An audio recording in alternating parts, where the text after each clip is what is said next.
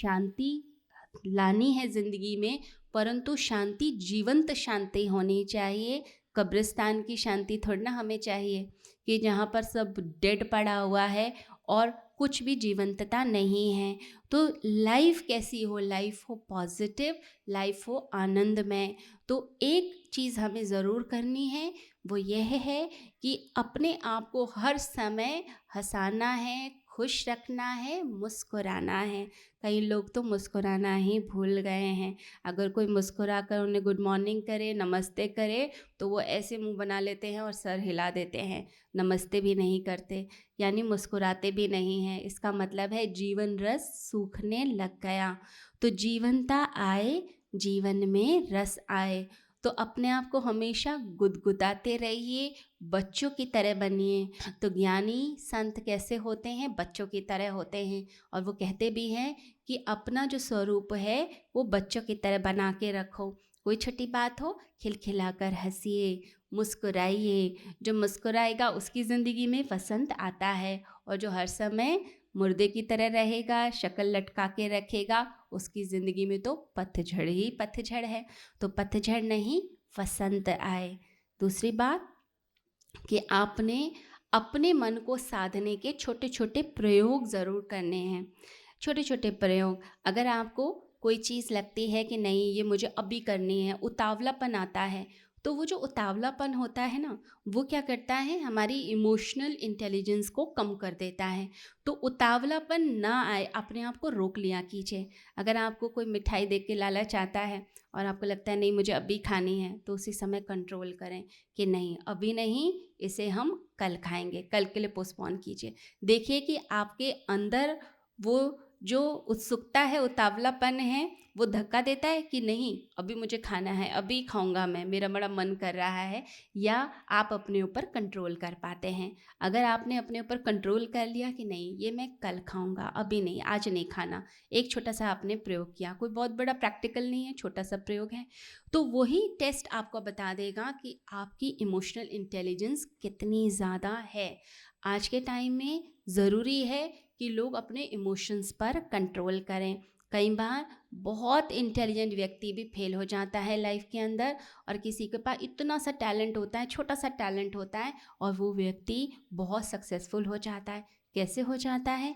क्योंकि उसे अपने ऊपर नियंत्रण करना आता है, सदी गति से चलना, तपस्या करना, सेवा करना, अपने आप को साधना, ये सब चीज़ें हमें ज़िंदगी में सक्सेस दिलाती हैं। तो बच्चों के लिए भी ज़रूरी है कि उनके माता पिता उनके आदर्श बने। माता पिता जैसा व्यवहार करेंगे, बच्चे वैसा व्यवहार करने लगते हैं, और फिर समाज भी वैसा ही होने लग जाता है। आप जब झूठ बोलते हैं, कह देते हैं कि बाहर जो पड़ोसी आया है उसे जाकर बोल दो कि पापा घर में नहीं है, तो बच्चा भी सीख जाता है ये तो बड़ा आसान है, झूठ बोलो काम हो जाता है, बड़ी जल्दी काम हो जाता है। तो बच्चा भी झूठ बोलना सीख गया, और फिर बाद में जब वो आपसे बड़े बड़े झूठ बोलता है तो आप कहते हैं मेरे बच्चे ने ऐसे कैसे झूठ बोलना सीख लिया, किसने इसे झूठ बोलना सिखा दिया? आप भूल गए, आपने छोटी छोटी बातों से ही उसको झूठ बोलना सिखा दिया था। तो पेरेंट्स की भी बहुत बड़ी जिम्मेदारी होती है बच्चे के भविष्य निर्माण में। तो आपने ये ध्यान रखना है कि आप जो सा व्यवहार करेंगे आपका बच्चा भी वैसा ही व्यवहार करेगा। और बच्चों को हम कोशिश करें उन्हें भोग संस्कृति की जगह उन्हें योग संस्कृति की तरफ लेकर हम जाएं। आजकल फेसबुक पे लोग क्या करते हैं, किसी अच्छे रेस्टोरेंट में गए, वहाँ कोने में खड़े होकर एक फ़ोटो आप क्लिक करा रहे हैं, एक सुंदर सुंदर कपड़े पहने हैं, या ब्रांडेड पर्स पकड़ा हुआ है, या किसी की गाड़ी है, किसी और की कोई BMW ऑडी गाड़ी खड़ी है, तो बच्चा क्या करता है, वहाँ जाके वहाँ पर फ़ोटो खिंचा के अपने फेसबुक पे डाल देता है।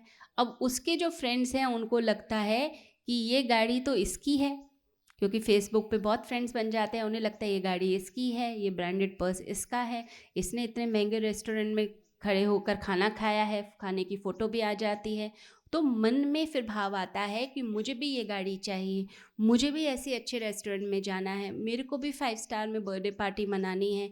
तो इस तरह की जो है बातें मन में आने लगती हैं, ये भोग संस्कृति है।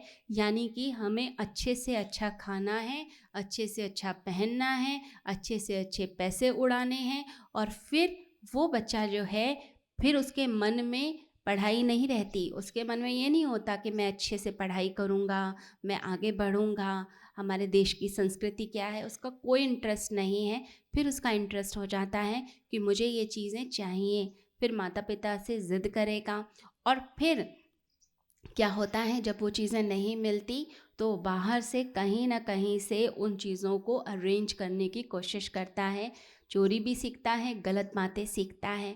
तो भोग की तरफ हमारे बच्चे ना जाएं, योग की तरफ जाएं। हम उनको इस तरह से उनकी परवरिश की जाए, उस तरह से कंट्रोल किया जाए कि बच्चों के अंदर ज़्यादा से ज़्यादा अच्छाई हो। बच्चे बचपन से ही गुरु के पास आए, अच्छी जगह पर आए, अच्छी शिक्षा लें, अच्छी बातों को सुने। आप उन्हें जहाँ पर लेकर जाएंगे बच्चे फिर वैसे ही बनते चले जाएंगे, उनका भविष्य वैसे ही बनेगा। जो माता पिता बचपन से ही बच्चों को अच्छी जगह लेकर जाते हैं, मंदिर लेकर जाते हैं, आश्रम में लेकर आते हैं, गुरु के पास लेकर जाते हैं, अच्छी बातों की तरफ लेकर जाएंगे, उनके बर्थडे पर यज्ञ करवाते हैं या भोजन बंटवाएंगे या दान करवाते हैं, तो बच्चा बचपन से सीखता है कि नहीं ये तो करना चाहिए, ये अच्छी बातें हैं। और जो गलत बातें हैं उसके लिए बच्चों को बचपन से ही बोला जाए नहीं ये बुरा है, इसकी तरफ नहीं जाना। तो मन बच्चे का फिर बचपन से वैसा बनना शुरू होता है, फिर वो बड़े होकर एक आदर्श नागरिक बनता है। तो हमें आदर्श नागरिक बच्चों को बनवाना है और हमारा मन जो है हर समय प्रफुल्लित, हर समय अच्छा, हर समय जो है मन में एक दृढ़ता, एक स्टेबिलिटी रहे, इसका हम प्रयास करें। तो माँ सरस्वती का आशीर्वाद हमें प्राप्त हो, इसके लिए हमें ज्ञान को, सही ज्ञान, अच्छाई को अपनी लाइफ में लाना है।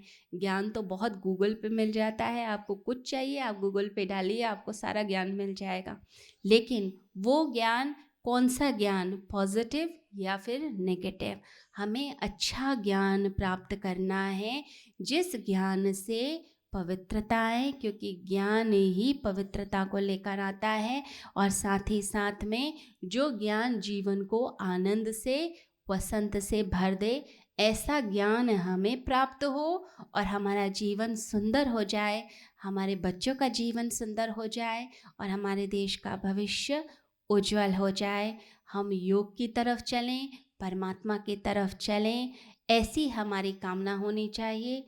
ईश्वर करे वसंत पंचमी के इस अवसर पर आप सबके जीवन में वसंत आए, बहार आए, बहुत सारी खुशियाँ आप सभी के जीवन में आए और गुरु का आशीर्वाद आप सभी पे हमेशा हमेशा बरसता रहे। सभी को हरिओम।